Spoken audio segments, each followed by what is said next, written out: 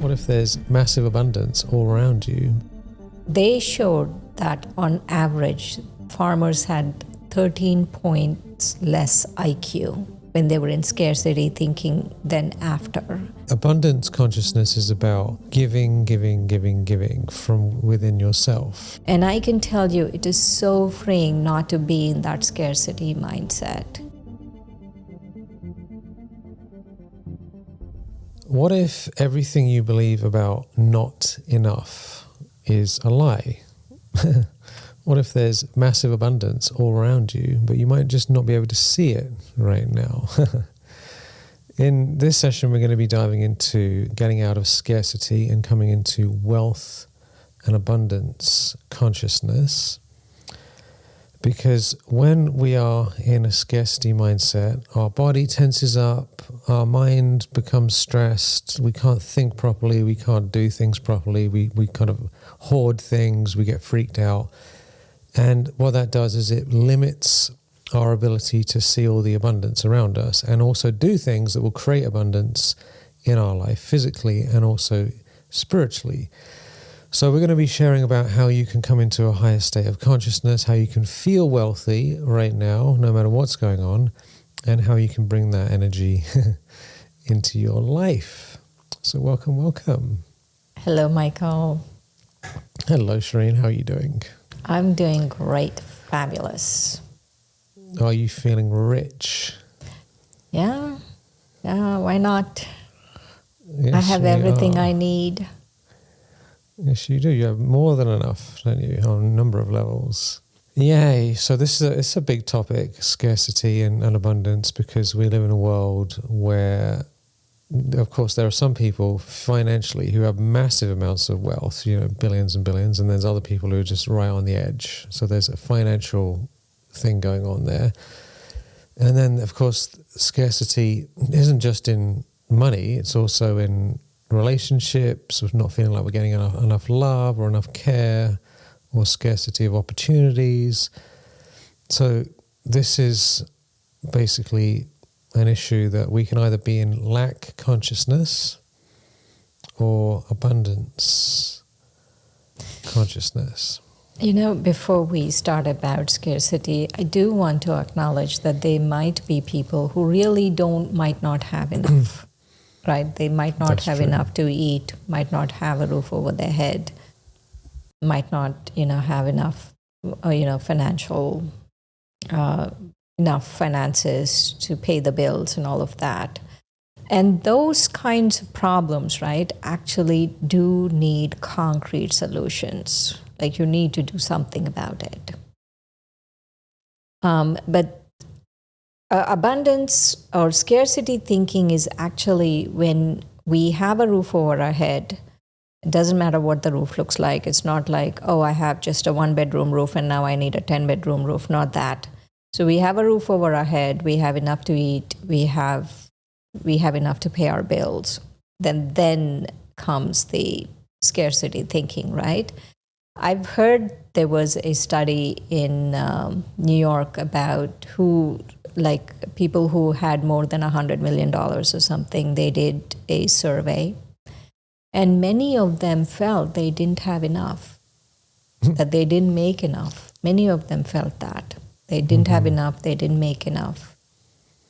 Because in New York, right, people who are really wealthy are really, the actual billionaires are there in New York. And so the disconnect between maybe if I have just $10 million versus someone who has $1 billion, there's a huge difference. And so the comparison is there and they really feel they didn't make enough.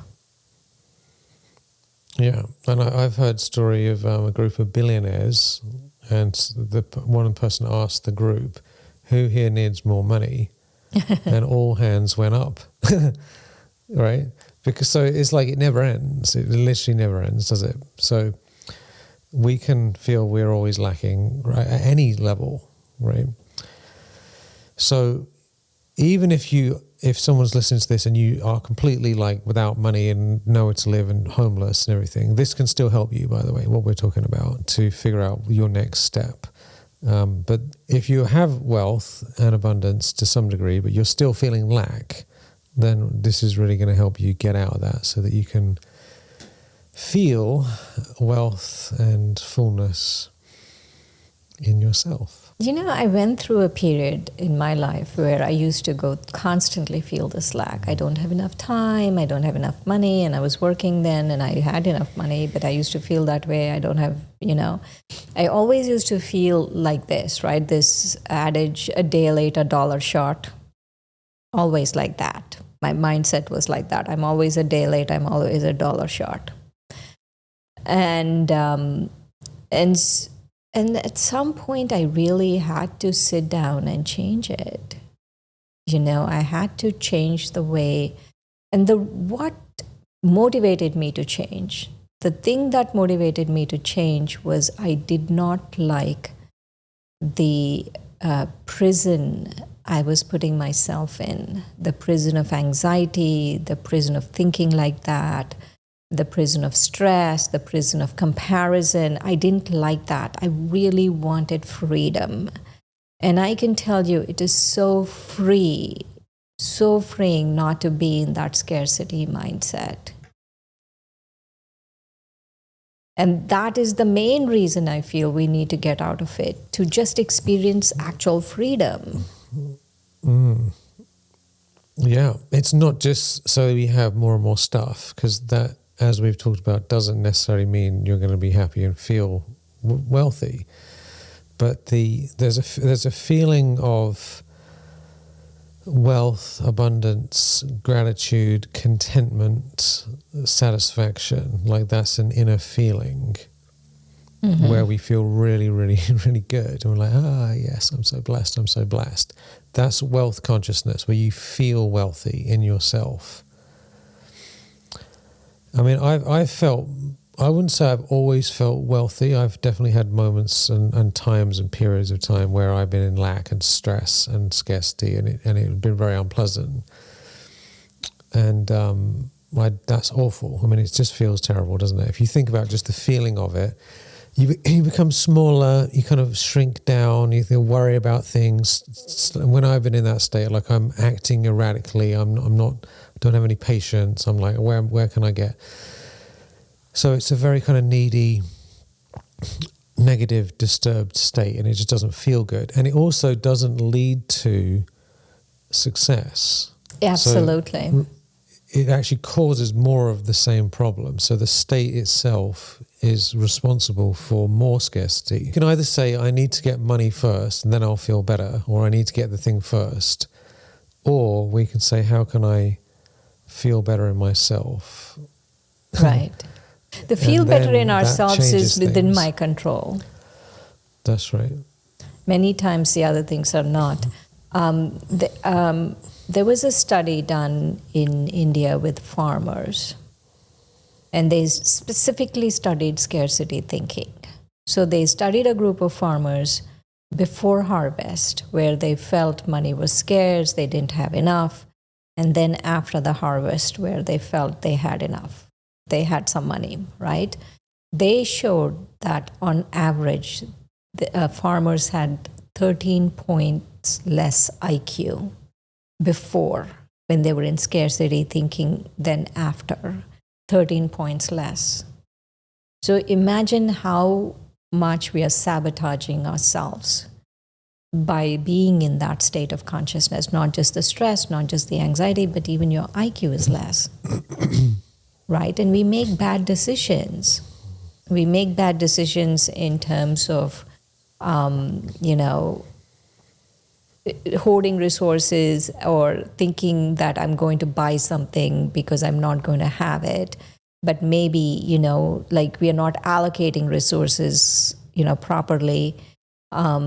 So we are really sabotaging ourselves there. And also many times I've noticed with people who have scarcity thinking can only get into relationships as transactions, right? The relationships are very transactional. What can I get out of this relationship? Because that's their mindset. Yeah. And the problem with that kind of mindset, what can I get, is that doesn't lead to wealth, does it? Because on a spiritual level, we have to give to receive. Giving, like because I teach business a lot, right? And one of the classic things in business, which is a weird paradox if you think about it, is that if you want to receive money from someone else, you can't just get their money from them, because that would be stealing their money, right? That you can't just rob a bank and steal people's money. So if you want someone to give you money, you have to give them something of sufficient value that they're happy to give you money, right? So you can't get money, you can only give value. Do you see what I mean? And so scarcity thinking is all about what can I get, but the way to abundance is about what can I give. And that's the fundamental difference. So people who are living abundance consciousness are thinking, I'm already okay. And how can I serve? How can I give? What can I do to give? Even like giving love and blessings. If I think, why are people not liking me? Why am I not getting whatever it is? When are they going to start telling me that they like me? That's going to cause... Maybe never. Oh my God, why doesn't anyone like me? Oh, no. But if I'm like, I love everybody, love and blessings, may everyone be happy, may everyone be joyful, may everything go great. That kind of feeling is going to actually lead to people liking you, right? Because if you're the good vibe person and everyone you see, you give them love and blessings, people will be happy to see you, they want to talk to you. So abundance consciousness is about giving from within yourself. Right. You know, recently we had in our lessons in the Murli, there was this blessing where the encouragement was to keep whatever treasures you have, keep the door open, right?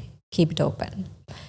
And it was interesting because the analogy was given that if you don't keep the door open, thieves will come. So I was thinking, like in physical treasures, right? If I keep the door open in the center at random times, then there's likelihood of people coming in and stealing because you're keeping the door open. But in terms of abundance thinking or scarcity thinking, it's the opposite is true. You have to keep the door open. You have to keep giving. You have to keep giving of yourself. Then thieves won't come. Thieves here would be Maya or, our illusion or, anxiety and stress and whatever else that comes, right? So that happens by keeping the door closed. Yeah, it's interesting, isn't it? Normally, in physical things, like if I have, say, this cup, right, and I give it to somebody, then I don't have it anymore because it's gone. Mm-hmm. And money, same thing. You give money and you don't have it, and anything's like that. But when it comes to, in money, you can actually give money and get money back, but that's a different topic. But yeah, I was thinking, on a meta scale, no, money just never runs out. Personally, if I give money, of course, I'll feel I won't have enough, but on the larger scale, it's not like that, right? Yeah, no, there's always more money around to come back, but right. Just physically speaking, like if I have a certain number of pens and I give them to everybody, then my number of pens goes down. And so normally people are worried about giving because they're going to run out. But when it comes to giving love and blessings and giving knowledge and helping people and giving all these good vibrations, that actually increases what we have. I always find this very interesting. Like normally you get less when you give, but in this case, it gets more. Mm-hmm. Like I've been studying about like Instagram and social media stuff because that's something that I've avoided, frankly, for years and years. But just to give an example, I was looking at something on my phone just now, and this woman was saying that she posted one video 1 week, and she got like 1 follower, and then she did like 3 videos, and she kept going. And basically, the more she did, in other words, the more she gave, so she's spending her time doing something, she started getting 20,000, 50,000, 100,000, and then she started making like 100 grand a month. Do you know what I mean? Because of all these followers. But it came because she was giving. If she hadn't bothered to post any of those videos, nothing would have happened. Now, that's like a physical thing, but we're talking about energetically, but also like in terms of what are we doing to help other people. So if we want to get out of scarcity, we have to turn it around and say, instead of what can I get, what can I give, what can I give, what can I give, how much value can I add, and how can I add more and more and more value for days and days and weeks and months and years, because that ends up becoming huge amounts of return wealth that you end up getting. Mm-hmm. Not just about resources, right? Like, let's take even time.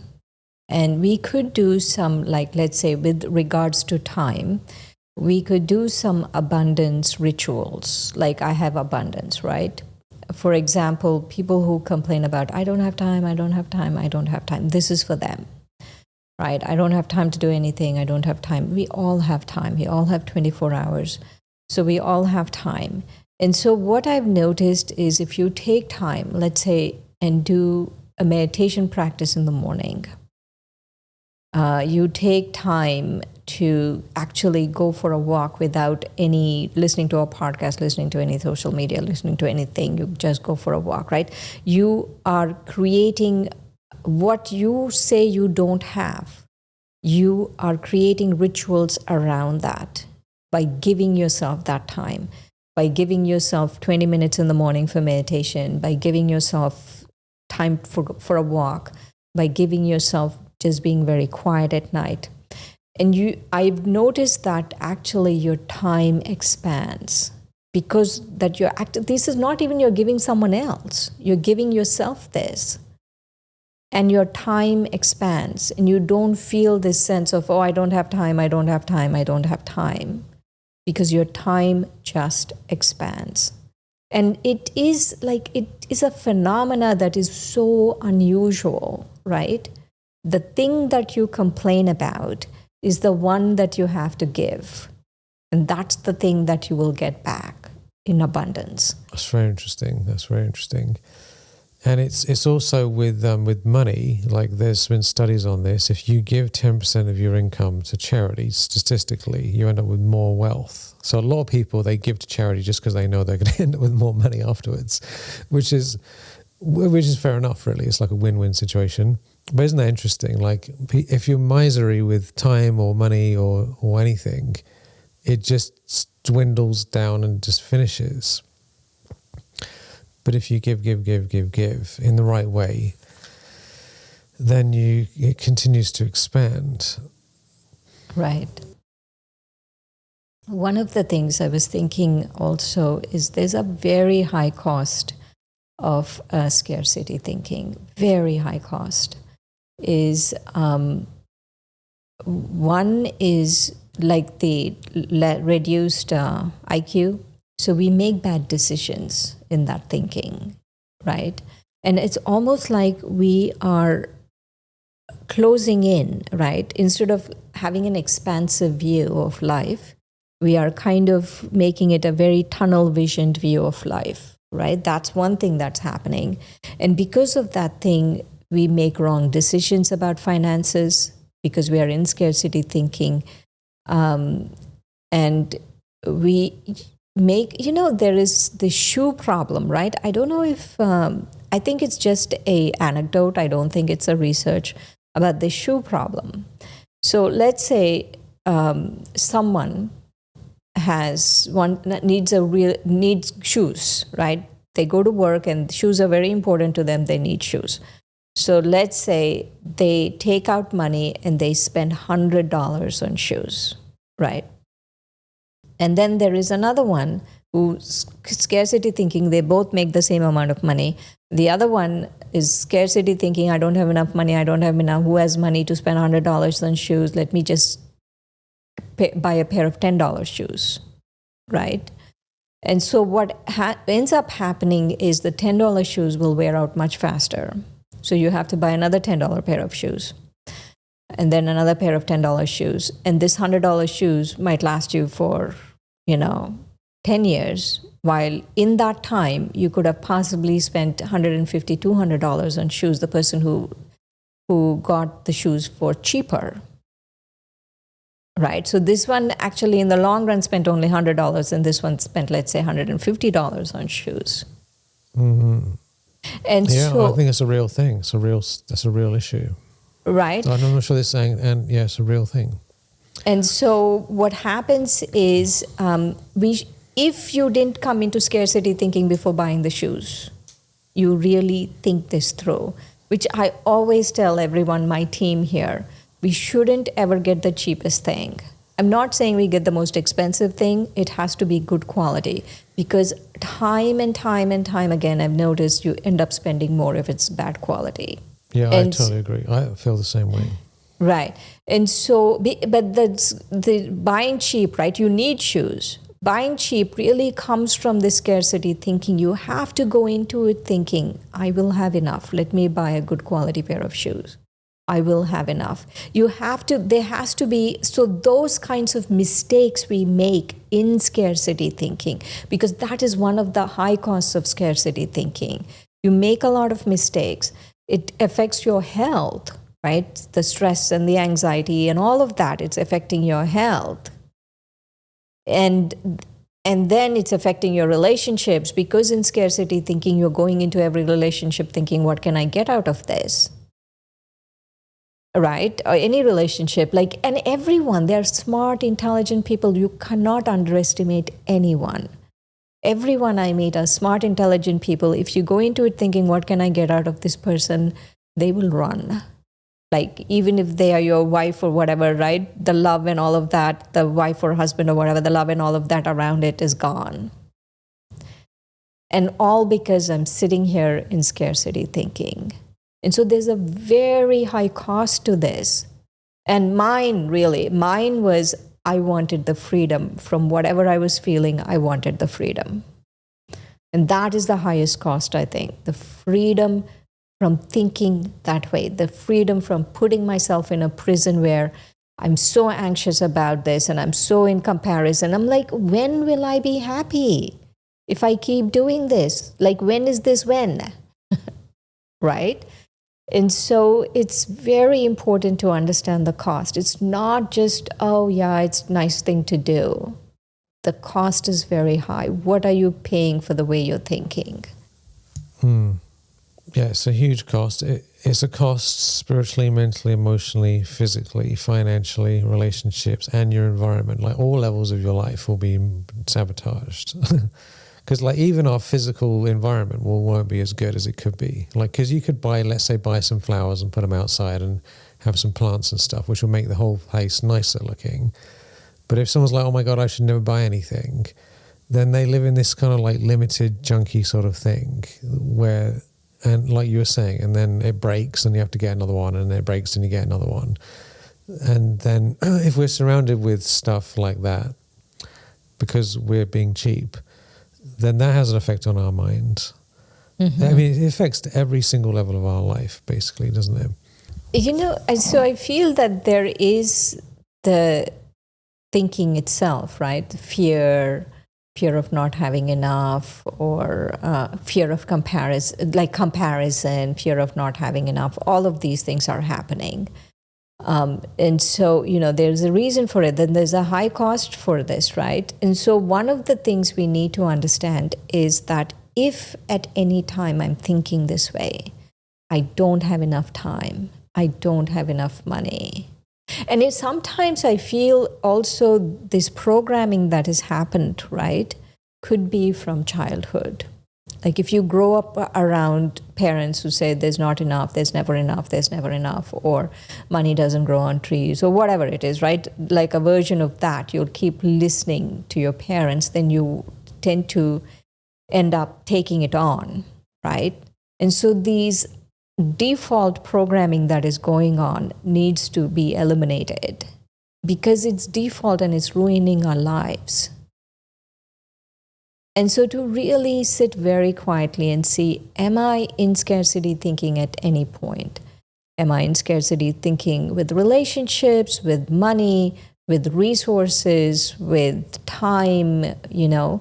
Because many people who tell me they don't have time, I always find them scrolling on their phone. You say, give me your phone and let's see your screen time numbers on the Exactly. phone. I want to see how much...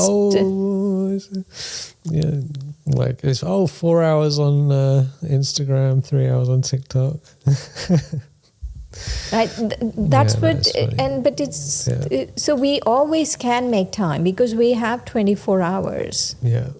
We do. can make time, right? We can make time. And so even if it's half an hour, we can make time. So to really see where am I, whether it's time or relationships or money or any of my other talents, am I hoarding? Am I holding on? Am I feeling comparison? Am I feeling like there's never enough? Am I feeling like that, right? And to really do something about it. You know, like one thing is to have a meditation practice that really gets you out of scarcity thinking. And the other thing that really gets you out of scarcity thinking is radical gratitude. Radical gratitude, whatever it is, you should be grateful.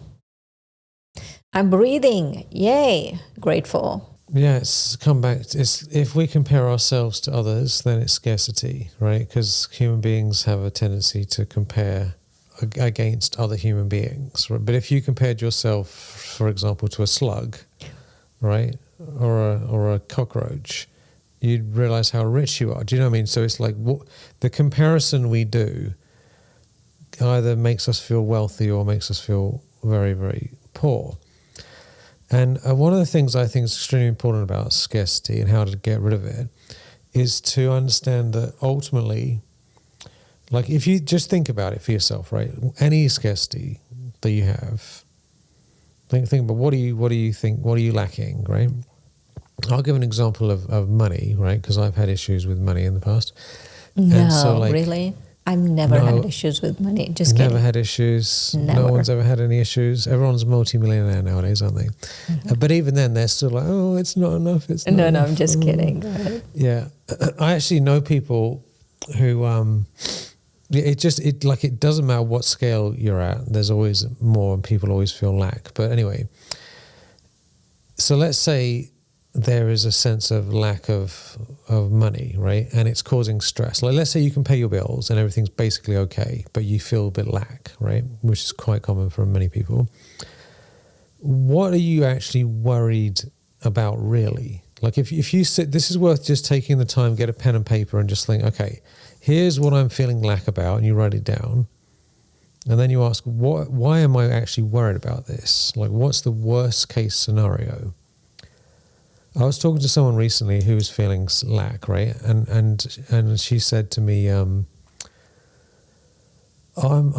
anxious because the stock market's been going up and down, and I just said, look, let's go to the worst possible case scenario that could ever happen to you, just so at least you face it directly, right?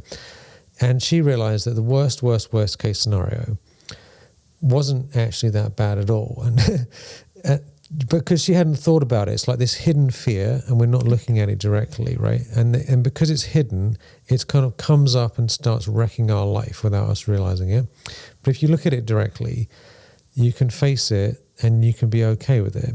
And ultimately, the thing that, like, let's say money. So if I haven't got enough money, then I can't pay my bills. And if I can't pay my bills, then I get kicked out of my house, or I lose the house, and then I can't eat anything. And so I'm homeless and hungry, and then I'm starving, and then I die in a ditch. like I mean, like that's, so you're like, okay, so what you're really worried about is dying in a ditch of starvation. Okay. Uh-huh. Yeah, and so then you can ask yourself. Seems a little extreme, but yes. Is it? But do you see what I mean? You think, is it actually likely that you're going to die in a ditch of starvation? I mean, it could happen, but it's very unlikely, right? So if you face it, like, what's the worst case scenario, then you stop being so afraid of it. But on a spiritual level, let's say you did die in a ditch, right? Like, that's the worst possible thing. Die in the ditch feeling terrible, right? From a spiritual point of view, this is why we do this podcast. We can't die because we're spiritual beings, right? So when you realize, like, this is what helps me personally. If I feel any lack, the thing that gets me out of it very quickly is I realize I'm a spiritual being and I can't die, and there's no end to my existence, and this whole thing is just a fascinating game. It's like playing a video game, right? Right. This body's part of the video game. It's an And avatar. yes, an avatar. When I realize this isn't me, this is a game. I'm playing a game right now, and I'm always playing a game. And if something happens to this body, there's another game after that coming for me, and I don't have to worry about it. I get to play a new game. Then I come into massive wealth consciousness, because it's like it's fun. It's like it doesn't matter, right? You can spend money, buy this thing, do this thing, go here, check this thing out, try stuff out, because it's like there's no end. So ultimately, the real way to get out of scarcity is to realize that you're an eternal being. There's no end. There's no end, and you're playing a game. You're playing a game, right? And the game, you can create abundance in the game, but you also have abundance to start with in yourself. So you are abundance, because the soul is an embodiment of peace, love, bliss, happiness, joy, purity, power, and abundance. And so you are wealthy anyway, and you're playing a game, and you're safe. Right? So when you come into that consciousness, that feeling, then the scarcity disappears, and then you can actually think at an abundance level, and then you can play the game and transform your situation. Yeah. So what happens, right, Michael?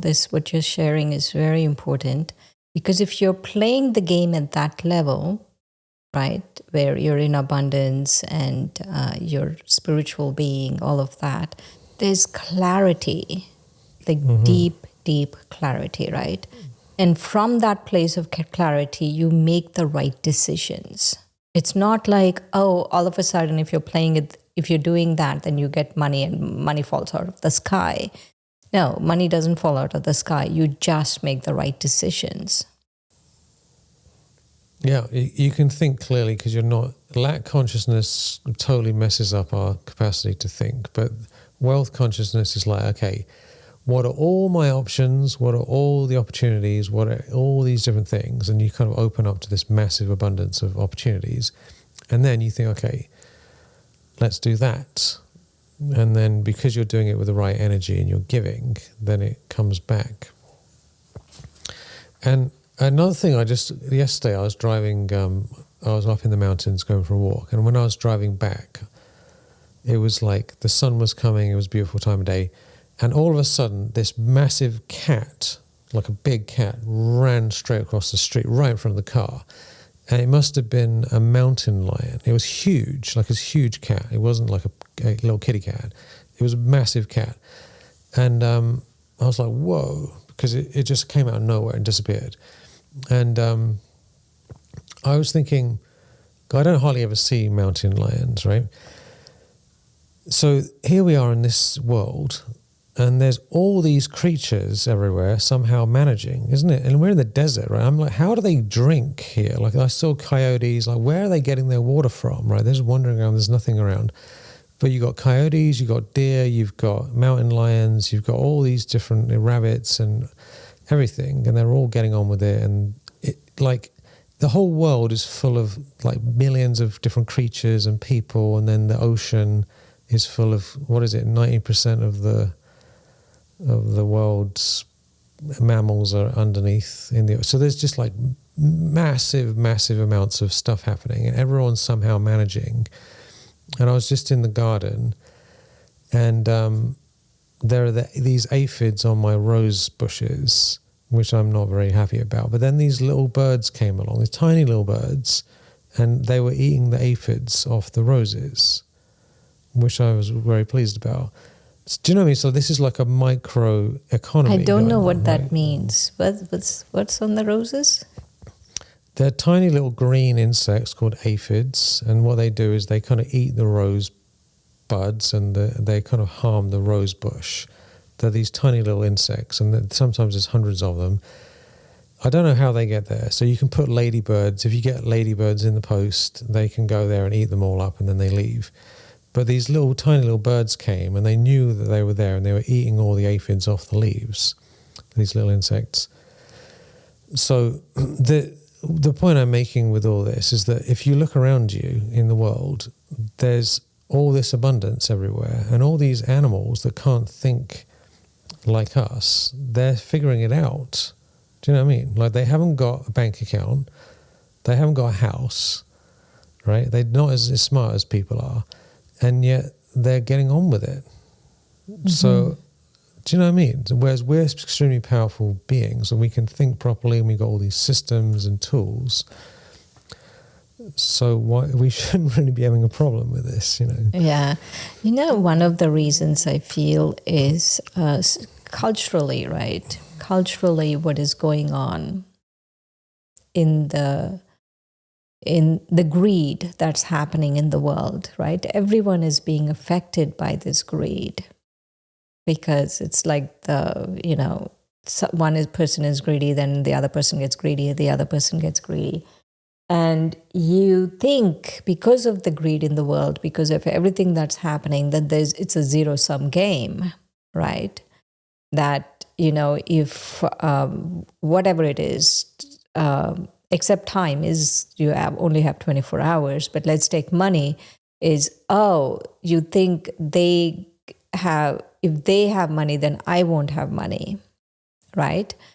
And so whatever money is their money, it should be my money, or whatever. It's like, because of greed, you're thinking these thoughts, right? And so, and I really think that it's a societal pressure is happening on the souls, on the psyche of the souls. So societal pressure is happening to think in a certain way, but to really not give into it, because that is not wisdom. Wisdom is really, when you give, you get.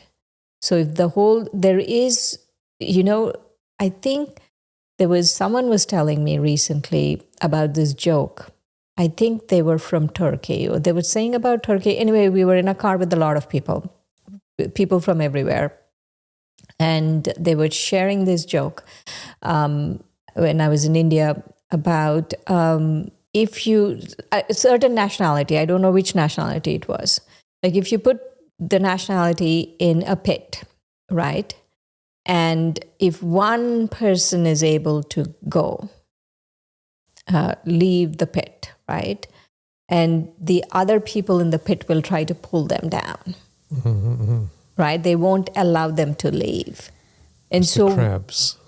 So we feel like that is what everyone is trying to make each other, because of greed, is, if they leave, then I lose, right? So we have to think everyone is going to win if I give. If I come into this abundance mindset, everyone is going to win. And I shouldn't give in to this. Like, there is a zeitgeist about greed. I think before, whatever vice was dominating in the world before, right? Right now, after COVID, especially now, the vice that is really dominating the world is greed. It's the most dominant vice in the world. And because of that, there is this scarcity prison that we are putting ourselves in. And because we are putting ourselves in scarcity prison, we are making decisions that are not good for the planet, that's not good for the community, that's not good for our family, and that's not good for us.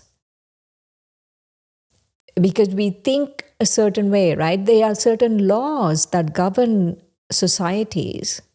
And people can't go against those laws and think, I'm going to be the only one who's going to win here, because everyone else has told me that out of 100 people, only one person is going to win and I'll be the one, right? It doesn't work that way. That we have to understand that there's a larger collective, and there's a larger intelligence, and we have to work for everyone. If we give into what everyone else is doing, and we give into the greed that everyone else is having, then we lose. Yeah, amen. Yeah, it's It's definitely going on, isn't it? The lack, greed, I want, I need, and and you see it all the time on the internet. I made this amount of money, and you should too. And it's like people clamoring after, and all these advertisements. So it's all like you're lacking, and you need all this stuff, and you should have all these things. Otherwise, there's something wrong with you. And it's just constantly bombarded that you're not good enough, and you need more, and you need more, and you need more. And this comparison, also, right? Like you were telling about this girl who made $100,000 a month on Instagram. Now every girl will want to go on Instagram and think, oh, now I need to make $100,000. And let's say they make $1,000, and then they'll start comparing. Why am I making only $1,000 and not $100,000? And then it's, before you know it, you're miserable. Exactly. So someone might be making 10 grand a month, but then because they're not making 200,000, they feel absolutely like it's the end of the world. Oh my God, I'm just failing so badly. It's so terrible.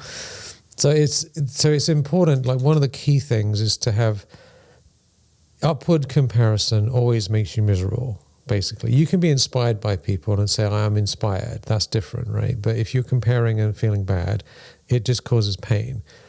Downward comparison is better, actually. And the best downward comparison is to compare yourself to zero. So if you imagine that you have absolutely nothing and you didn't even exist, right? Like you cease to exist and there's no soul. And then you become a soul, not that it's possible, but here you are, and you have all the things you have. You'd be amazed at how rich you are just by being alive. You'd be like, oh my God, look at all this. It's incredible, right? You're playing a game.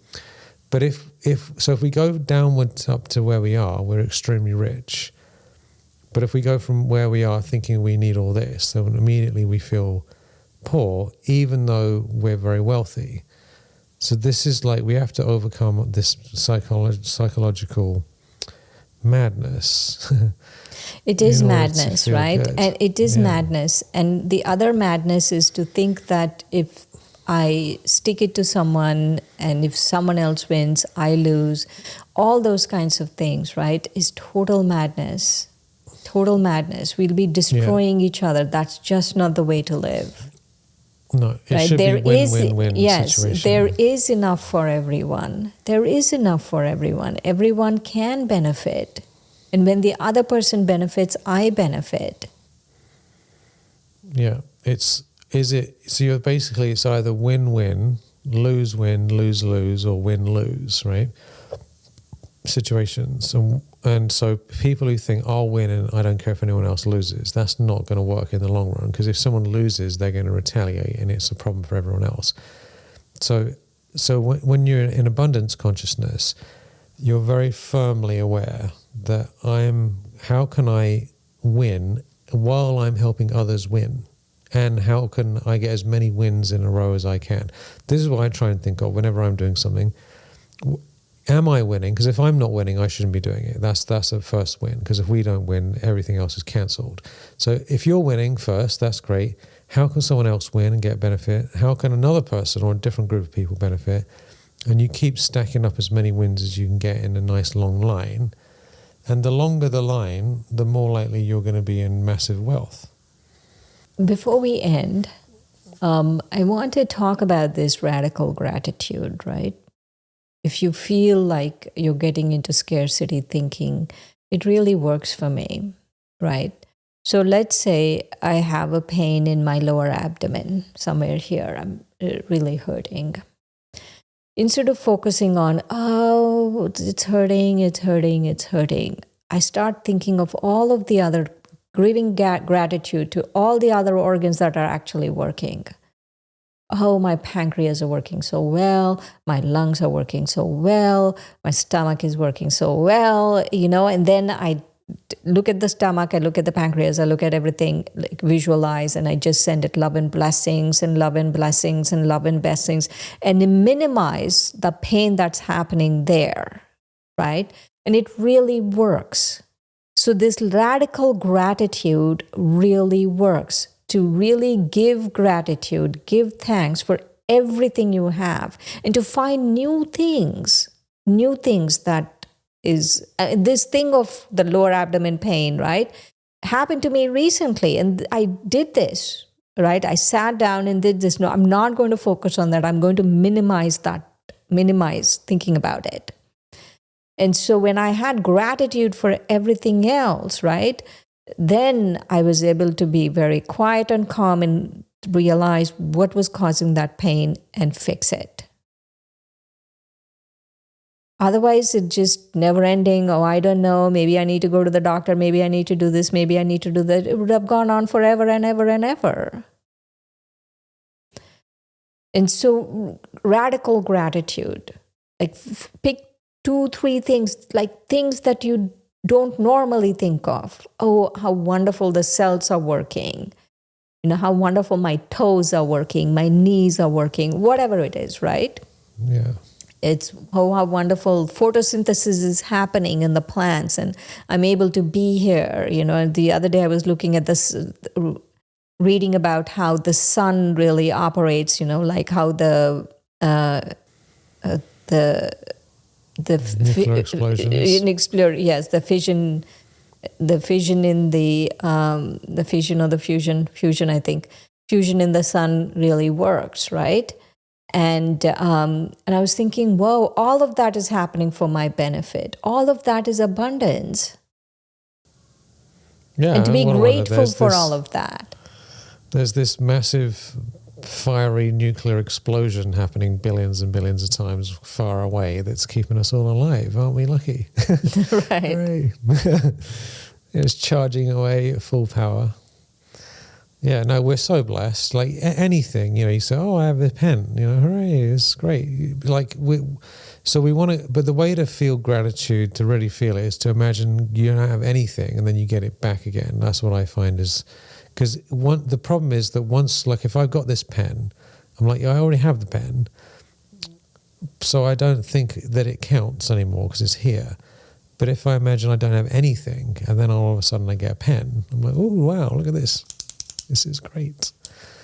So come back to zero and then realize how many things are already working for you in your life.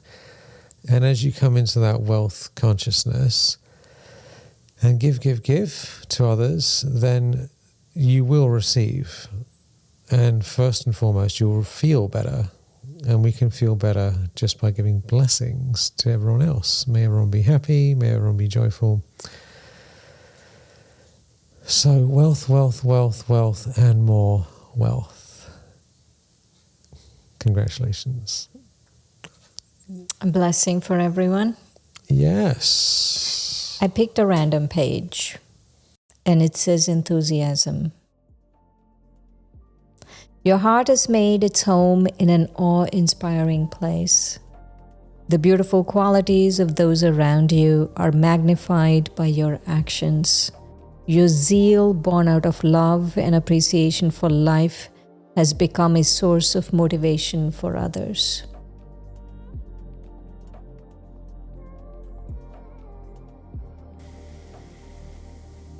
Yeah, that's wealth right there, isn't it?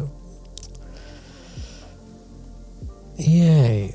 Thank you, Michael. Well, thank you, Shireen, for all your abundance and blessings. Shireen is an embodiment of wealth. Shireen is living in a situation where she doesn't work and she gives all the time. She doesn't ask for anything and she is in a wonderful abundance. Isn't that interesting? Like physically, you're demonstrating something that most people would think is completely impossible. So, good job. Thanks to the Supreme, really. That's true. All thanks be to the One. So yes. Have a beautiful day. Lots of love. Thank you, everyone. Talk to you soon.